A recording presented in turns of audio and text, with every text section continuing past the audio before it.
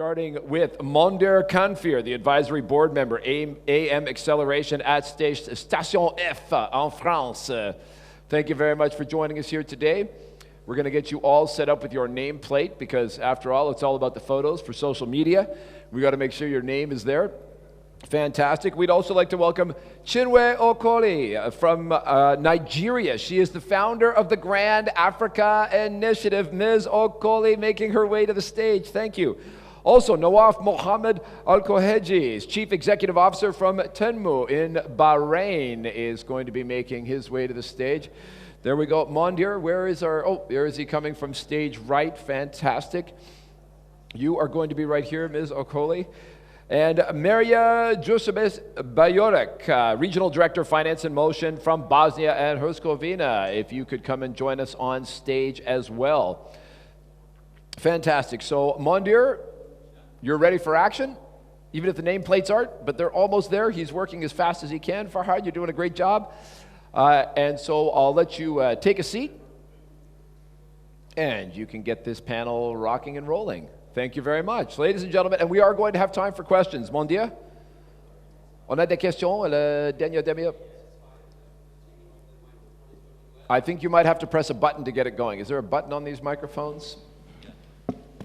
And then you'll get a little red light, and then you're live. Are you good?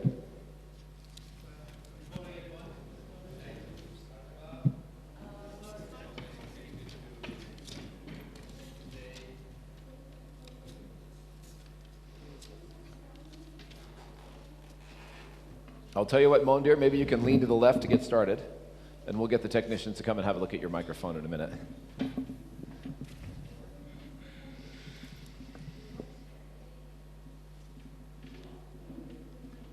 Is this a one-at-a-time type system to keep people from talking over each other?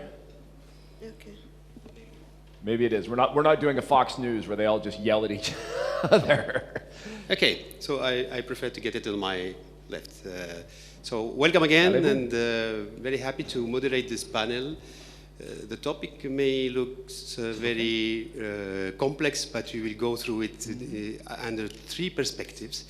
We have the chance here to have prominent actors of the ecosystem in different parts of the world, in Gulf countries, in Europe, and in Africa. So you will have probably some insights interesting to develop and to discuss. If we have time, we cover also 2 or 3 questions from the audience, if you mind. The way I would like to introduce the topic is everything is about performance, in fact. And the question is how to measure performance at the startup level, but also at the ecosystem level, and finally at the public policy level, which is very crucial for decision makers. How to produce the right environment that is friendly for startups, innovators, but it is also producing value for the community, value for the society. And maybe we need to understand through first, let's say, interaction with the panelists, the role they are playing and how they see the performance at their level, and how they every day contribute to produce value. Nawaf, please. Well, thank you very much, and good morning. I just want to talk mainly about maybe the performance of the Bahraini ecosystem and how we can measure success. So Bahrain and the startup ecosystem is very nascent and new. We've started our company, which is an angel investment company, Tenmu, 10 years ago, and we were the only ones in the ecosystem and the key players in the ecosystem. However, 4 or 5 years ago, the government and the private sector came together to develop this ecosystem, which is called Startup Bahrain. So it's a collaboration between the public sector and the private sector, and a couple of initiatives were placed. One of them is attracting incubators and accelerators from the world to come and open in Bahrain and support the local startup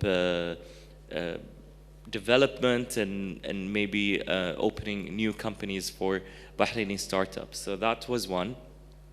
The second thing was that we also developed, or the government with the private sector put in $100 million to fund the SMEs and the startups, and fund them through VCs. So the fund of funds was created with $100 million and was deployed and given to the VCs to invest in startups. So we have incubators and we have investors. Third thing is that the government is also trying with the private sector to create these corporate synergies and corporate support for the startups. So corporate VCs are in development. We're looking at a lot of grants that are given to the startups from the government, and also support from the private sector. So the key success, or how do we measure the success of the startup ecosystem, is that we want to see this collaboration between the government and the private sector for it to create a positive impact on the startup ecosystem. Maybe the point of view of someone who is active in the civil society. Sorry. So, Chidwe, you are leading an initiative in Africa, and what I understood that you are implementing some of the pillars of a performing ecosystem. So can you tell us more about this? Yeah. Good morning, ladies and gentlemen. I'm really excited to be here, and thank you all for being here too. Okay, so I am from Nigeria, and so I founded a Pan-African nonprofit called Grand Africa Initiative. And so what we do is that we provide training, mentorship, technical support to the youth and young women, all right, towards the entrepreneurship, innovation, and education. What we do basically is driving digital inclusion, especially to underserved areas, because in Nigeria, the whole attention seems to be in Lagos and Abuja, like the urban cities. So, but Nigeria is made up of 36 states. So Lagos and Abuja are just two, right? And majority of these young people, majority of young Nigerians spend at least the first 18 to 20 years of their lives in the rural areas, in the suburban areas. So what we do is that we take this whole message down there. So we're not waiting for them to come of age and maybe graduate from the university, migrate to Lagos before they start hearing about innovation and how they can contribute or how they can even innovate. Or so to avoid that sounding, should I say, like alien to them, so we take this message down to them where they're growing up. Because you'll be surprised that, I don't know, if you haven't been to Africa, you may not understand, but majority of the schools in the rural areas, I mean not in the urban areas, majority of the schools in the rural areas do not even have computer labs or the infrastructure. I grew up in a community, in my community in Nigeria, a rural community. Why did we, I mean, we're like 100 students in class, but we didn't have up to 12 students in sciences. Why?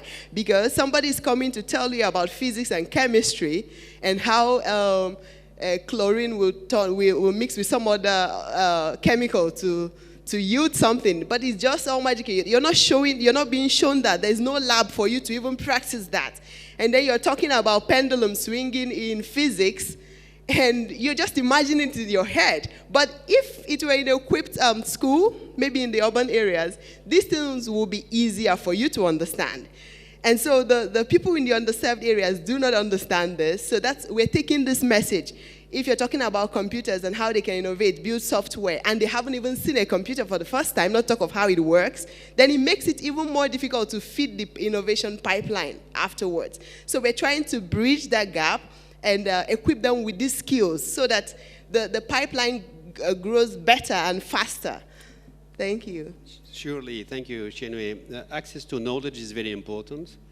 So through education, through programs dedicated to youth, but we also need the access to money. So, Meira, as a financier, what is your position and how you interact with the other members or actors of the ecosystem to make it more performing globally?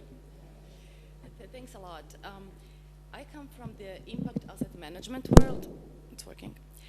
In Finance in Motion, we do have around 5 funds under our management, and the biggest one is very much focused on entrepreneurship. This is European Fund for Southeast Europe.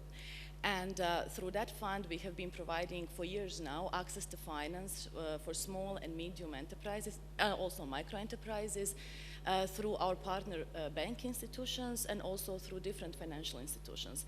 So we do not direct financing of these enterprises, but we do it via financial institutions. However, in the past period, we also noticed that access to finance is not enough.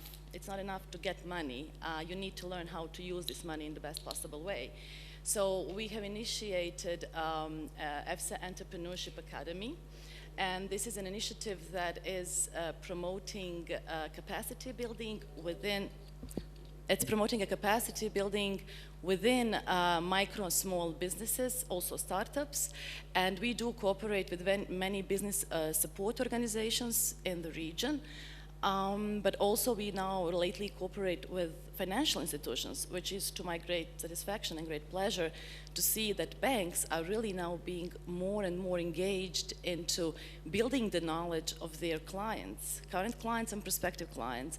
And we learned just in the previous panel how important it is to really understand, as an entrepreneur, to understand what the business plan is and how to prepare it in the best possible way so you can talk with an investor, be it equity or debt, and attract these investments. So I think this is what EFSA Entrepreneurship Academy is very much focusing on.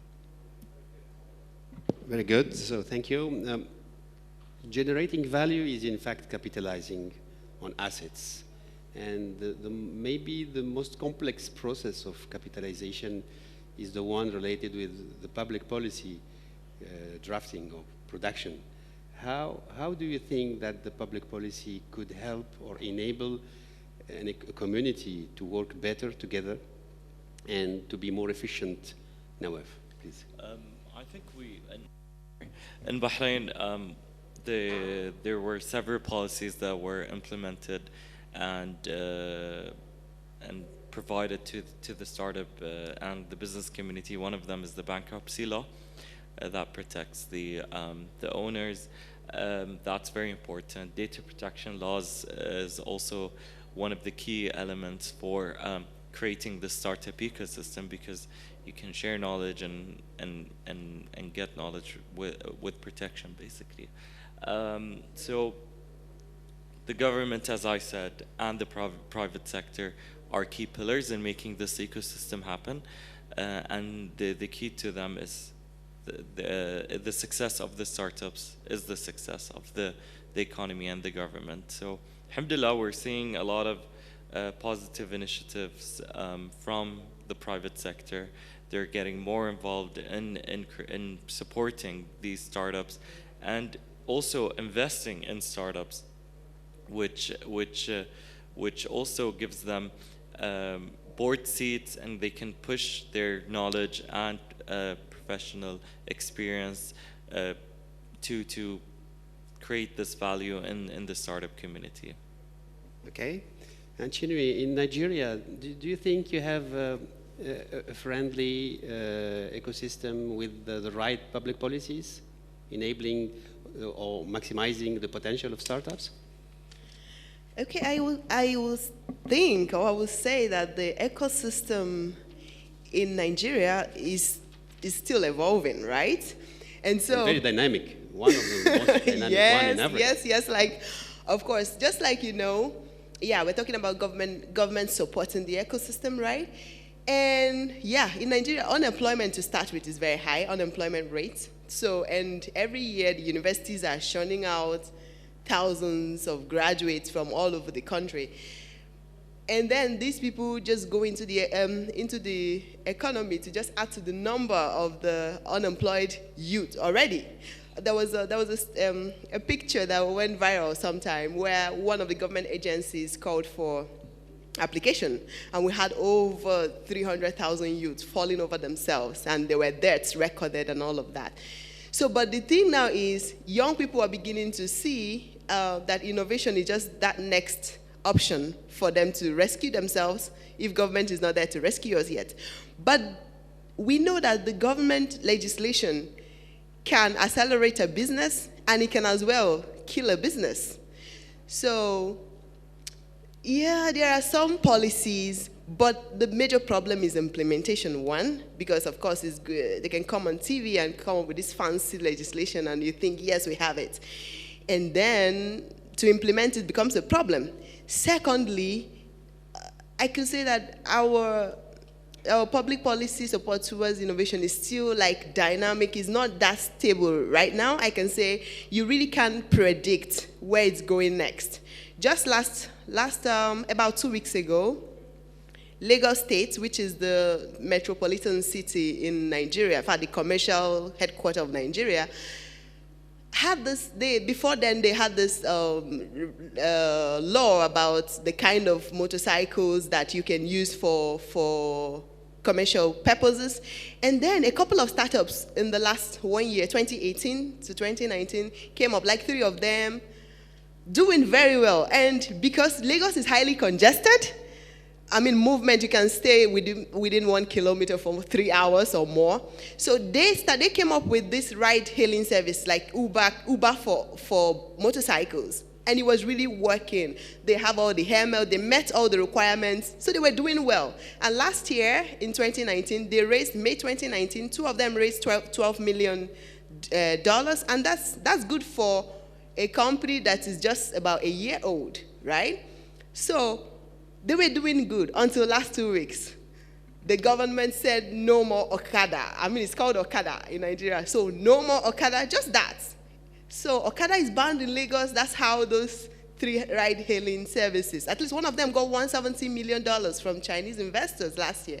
But now they're out of business just with one legislation. So that's how dynamic, I would say, Nigerian government is still. So we are hoping that over time, they will get better. Okay, good. When it comes to metrics, we come back to the financials. So, Meira, how do you think we can measure the efficiency of a public policy from your perspective? Have you experienced that, knowing that you are in the impact, let's say, investment field, and how we measure performance, maybe not only with financial number or figures, how you can share your experience on that topic, please? Just maybe before we go to metrics and measurement, I would want to reflect to what Janelle was saying regarding the entrepreneurship culture. I think what basically the government policies, yes, they can provide a fertile environment for that, but they can also kill it. So I think from where I come from, which is Southeast Europe, actually more precisely Western Balkans, I think entrepreneurship was not something that people were dreaming of. It is pretty much done out of the necessity, because you can't find job elsewhere. So you start your business. And unfortunately, governments or other stakeholders are not really being very supportive in this. So I think the impact that we could also measure is raising awareness of the young people that it is okay to be a businessman, it's okay to be an entrepreneur, and this is how you can do it. And we do that by organizing different workshops, motivational speech, sharing success stories from the region. So all that, of course, in order to have a success story, you need to measure the impact. So, and the easiest way to do so is to say, okay, so what is the revenue?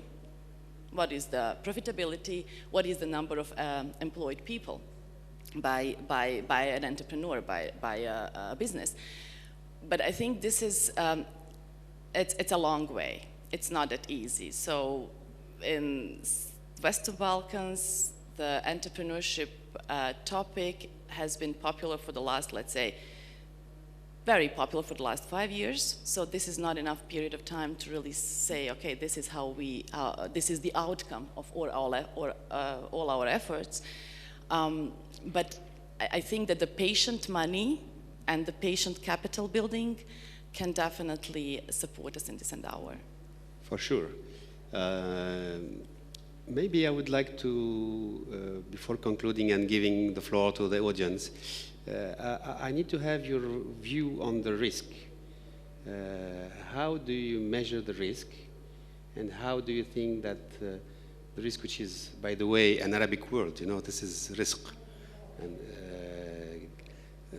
it's an old story about the Silk Road, and this is Italian merchants brought that.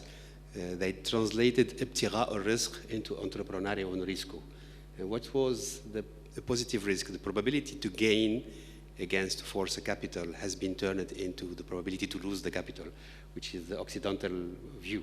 So you see, is there specificity with risk in Bahrain, for instance? And how just to make it simple, in the United States, when we measure the impact of a public policy, we say how much for each dollar invested by the taxpayer, how much we will generate dollars in taxes. So how you measure that finally, or how can you suggest it? At least how you can suggest a way, a very simple way for the decision makers to measure the impact of what you are doing.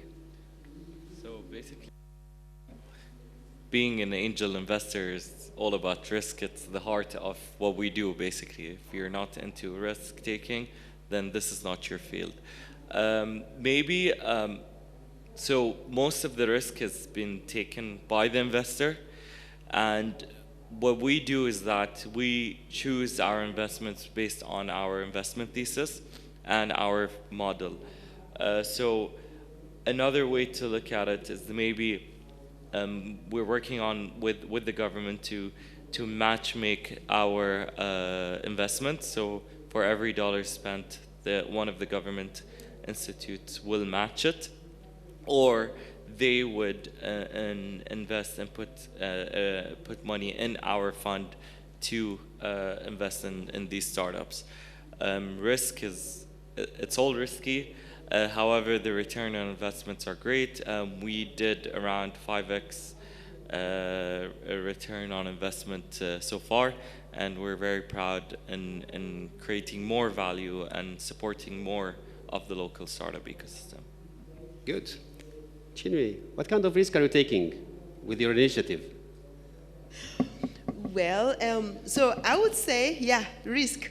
Let me just say the positive one.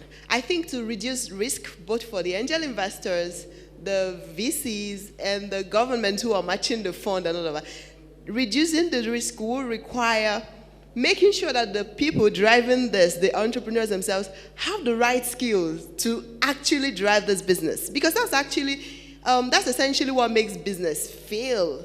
So that they have the right skill, knowing that it's not just having an idea that makes you an entrepreneur, but you have the idea, then you have the right skills on board, and then you understand the market. Because a lot of people just have an idea, they think it will work, and they just go into the market. They haven't had any interface with the customers. They've not done any potential market survey. They don't even know what the customers want. They just sit at home and they think this is the idea and it's going to hit the market. So training them and getting them the right skills is the best way to mitigate whatever risk, and it will increase the chances of that business surviving, and then giving the angels the 5x or the 10x or all of that they want.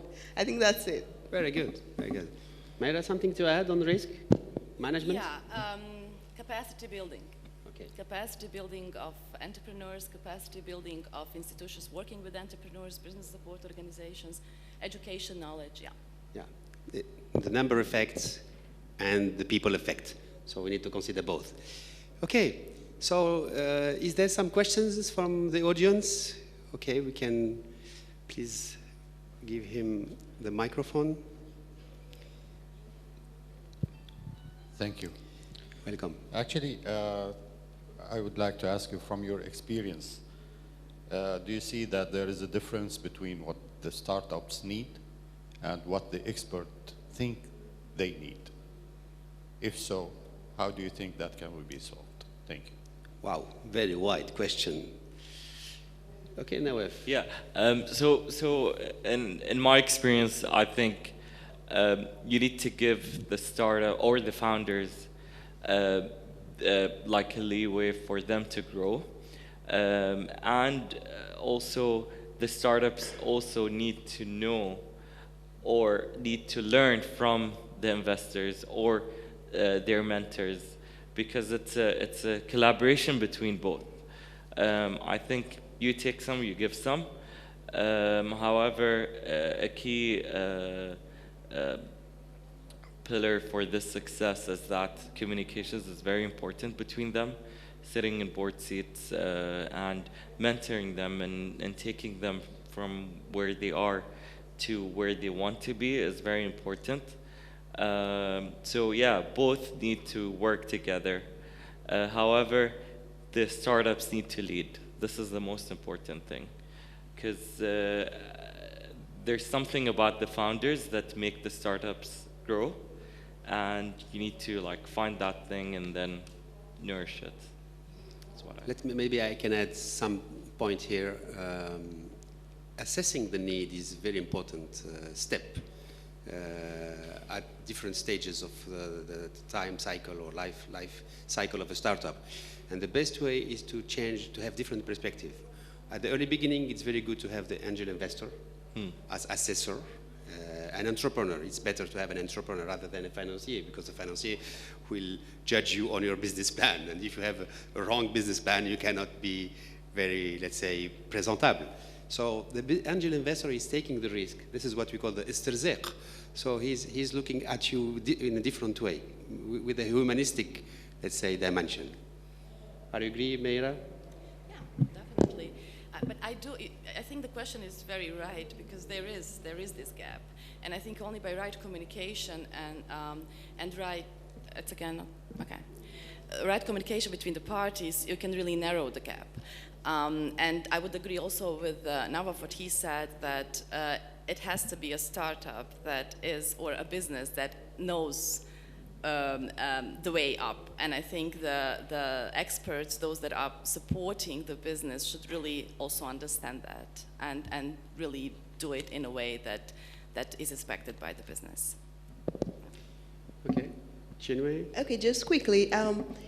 Yes, the experts, what they expect from the entrepreneurs. Yes, I have been involved in running or setting up a first university embedded incubator and the science park in Nigeria. And one thing I found is that sometimes if you just allow the entrepreneur to just go and come up with his idea and go all the way, by the time he thinks he's ready for investment, you find out that he's actually not investment ready. And so that's actually where the innovation hubs, the mentors, and all of that come, that's where they play a critical role, such that they guide, because they have the expert knowledge and all of that. So by the time that that business is ready for investment, the startup would have met all the requirements. So if you just let them to go solo, most times you find the entrepreneurs producing what the market don't need, and when they're not recording potential revenue, the investors won't invest, right? That's it. Thank you. Okay. Is there any question? Other questions from the room? Yes, please, there.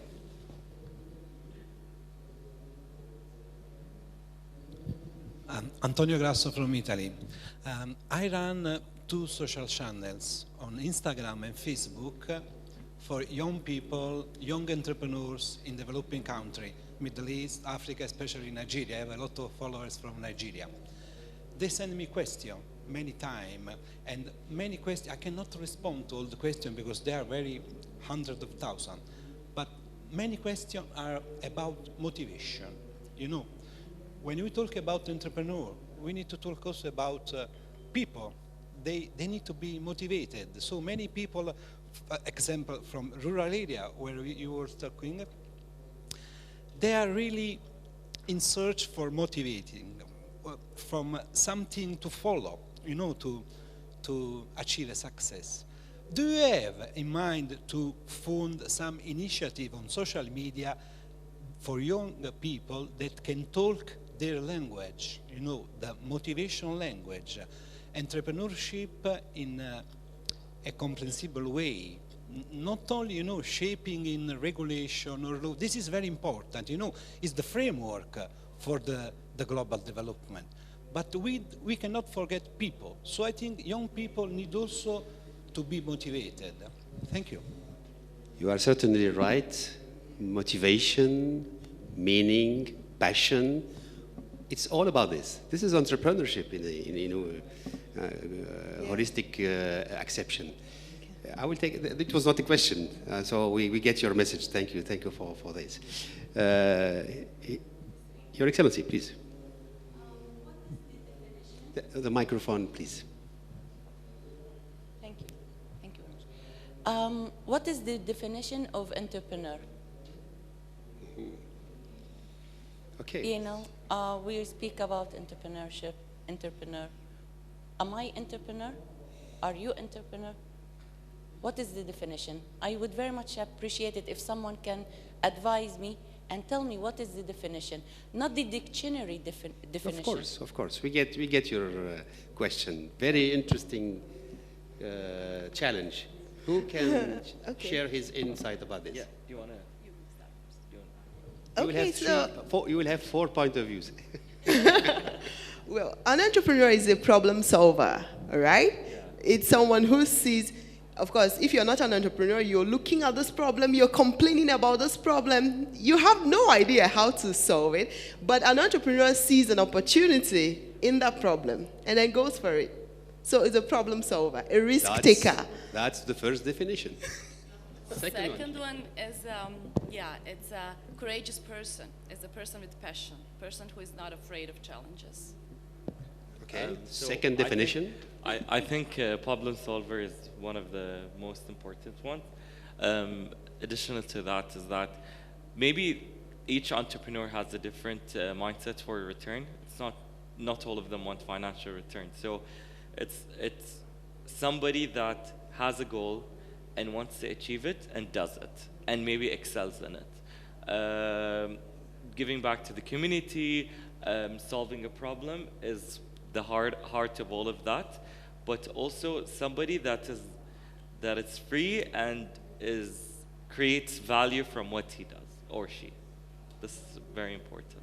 Okay, you have the third one, and I will share with you mine. In fact, an entrepreneur, and I feel I am one, is someone who is bridging the gaps between present and future, between temporality, spirituality, between what is dreams and truth. So if you consider that, you will better understand also the importance of risk, al-istirziq. So ibtigha al-rizq is one of the leitmotif of an entrepreneur. So I think I hope we contributed to the definition. And I will go very quickly now with the takeaway sentence of each one of you, please. What is your message to the attendees? So since we're talking about collaboration between the ecosystem and building an ecosystem for the startup community, I think the most important thing is the collaboration between private and public sector. All of that is done, and the creation of that is very important for the economy because it's the future. So collaboration between private and public sector is my takeaway. Okay, Mayra? Thank you. I would say more smart money to deliver on better impact and to create more value. Okay, good. And Chinwe? One statement before that. One sentence, please, because the timekeeper is showing me that time is over. Okay, so the ecosystem needs more valuable people, and creating that value, people with the right skill, requires synergy amongst all stakeholders. Very good, very nice, and thank you for your contribution. Thank you for your patience with us and your attention. and we give back the floor to the next panel. Thank you.